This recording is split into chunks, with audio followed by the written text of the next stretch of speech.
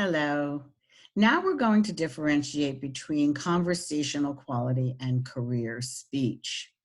So career speech, we want to be using expression and being easily understood, using our voice to the best advantage. So I'm going to share my screen with your notes from, let's see, where is faults of voice? There we go. Hi. Okay. So if you remember on page 5, there was a list of things under volume, pitch, duration, and quality. So for career speech, we want to make sure that we understand that this is a trained voice and diction for professional purposes. You certainly can use it in your everyday. When you're in class, you certainly can use your newly trained speech to be easily understood by professors and peers. That is up to you.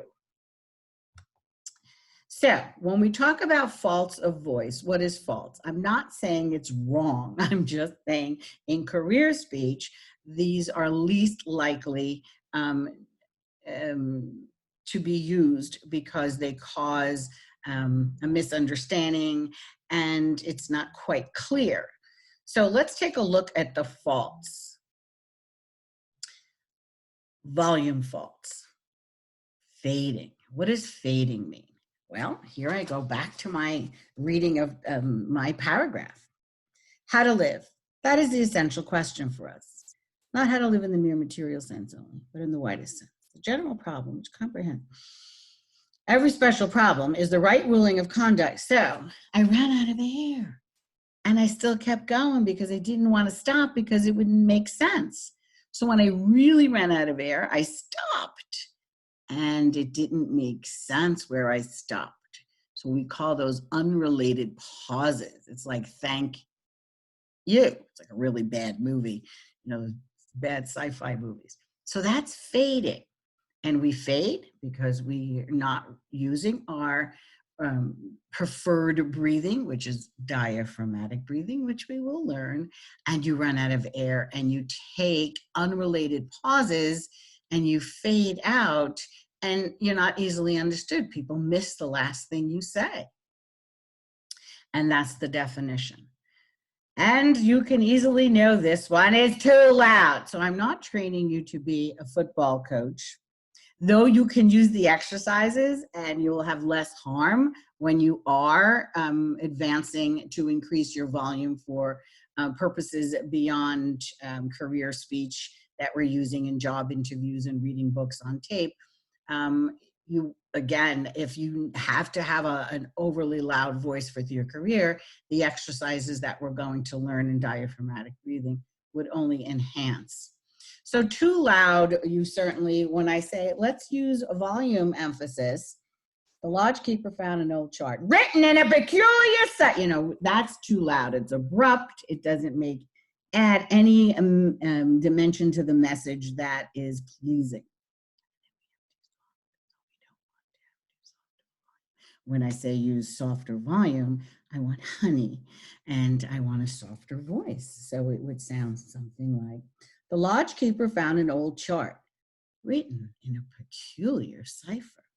After careful study, okay, so I had some soft and I had some loud. And that's what needs volume emphasis means. You're appropriately using your volume, both in a louder and a softer. Our goal probably is more softer. We don't understand that to create emphasis, softer is honey to the ears. Just think of your Morgan Freeman, your Denzel Washington, the softer voices. Listen to biographies, voiceovers for biographies and documentaries. They're overall, they have loud and soft, but to engage people to want to listen, you want that softer approach on certain phrases. Okay, faults of pitch, escalating. So when we're training our pitch and we want to use 8 notes, sometimes we fall into a fault of escalates. Once upon a time, there was a painter who divided his life into two halves. In the one half, you're only going in one direction. And we get that because of conversation. You're walking down the street and like you see your friend, you're like, hey, Tim, what? Wait up. Tim didn't hear you. Like, hey, Tim, you know, so that is your conversational. You don't want to bring that into your careers. We're used to the word monotone, but maybe not the definition. The lodge keeper found an old chart written in a peculiar cipher. After careful study, he was able to make it out and learn from it. That is monotone speaking on one row, which is very robotical. Patterned. We do this in our conversation. We say the same three notes over and over again, and that's how you tend to read with your pitch. In what way to treat the body? In what way to treat the mind? In what way to manage our affairs? In what way to, you know, it's exaggerating, but you use the same notes over and over again. You know, I went to school, I sat down, I had a peanut butter and jelly sandwich, I'm going to work. Too high. We tend to use, out of the 8 notes, 1, 2, 3, 4, 5, 5, 6, 7, 8 hours. This is too high all the time. And then 1, 2, if this is too low, we just use the same 2 low notes over and over again. And a little bit hard to hear and understand what you're saying. So we want to work on what's called needs variety, pitch variety. I'm using an assemblance of the 8 notes. I'm not repeating the same 3 over and over again. And I want pitch variety. Less use of the higher notes, more use of the lower notes. That's what we call optimum pitch. We like the lower sound because the brain likes the lower sound. So, on your sheet, you're going to notice that there's something called non-native. Non-native is not a pitch fault. Every language has its own pitch. Certain languages have more pitch in them, and certain languages have less pitch in them. So you're using the pitch from one of your other languages that you speak into the language or into English. So for example, my first name is Linda. So Linda in Spanish is pronounced Linda, okay? So Linda, you hear the pitch in that, Linda, Linda, Linda. So Spanish language already incorporates pitch variety in their language. So when they speak English, if you speak Spanish, you may incorporate your pitch variety into another language, which is variety. So it's excellent. So that's good. Our American language does not have pitch already incorporated. That's why you're taking the class. So duration faults. Most of us speak too fast. Our American regional behavior is 125 words a minute, which is just about this as I'm speaking right now. So my lecture is usually about 90 words a minute, and slower than that is 75 words per minute.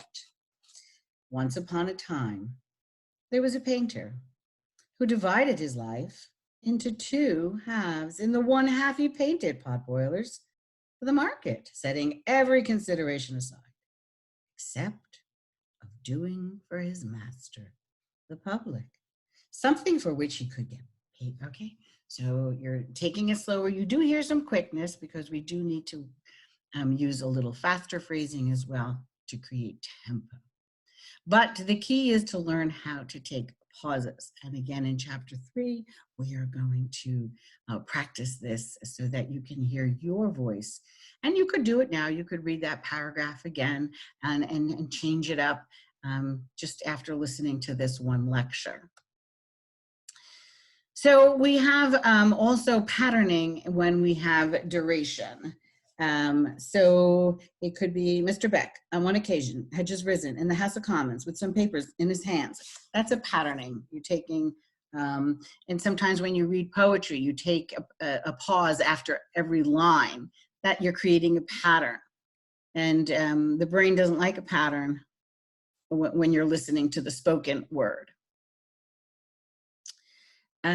Okay, choppy is when you stop and start again. So where was, okay.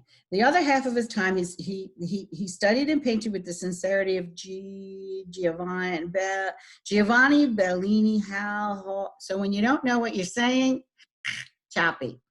So that's called a cold reading. If you just read this and recorded it and you made choppy repeats, hesitations, and if you're going into this field for broadcasting, you will be given a script, even acting, and it's a cold reading. So you have to do all these techniques rapidly. That's why more practice is to your advantage. So there you have the faults of voice. We do not want to have our volume fade. We don't want to be too loud. We want to work on emphasis. An appropriate use of volume uses some louder and some softer. And softer is probably something we have to practice. Our pitch, we don't want to go in one direction, called escalating. We don't want to speak on one note. We don't want to have a patterning with pitch using the same 3 notes over and over. We don't want to stay in the high registry. We don't want to stay in the low registry. And we want to have pitch variety. And remember that if you speak more than one language, it's only to your benefit. Duration, we want to learn how to take pauses to go from 125 words a minute to at least 90. And we want to incorporate phrasing techniques, sometimes a little faster with phrasing, sometimes a little slower, so that we could break up the patterning. And we don't want to have a cold reading where we're going to have hesitations and repeats and unrelated pauses. So those were the faults of voice. The next video will be faults of diction.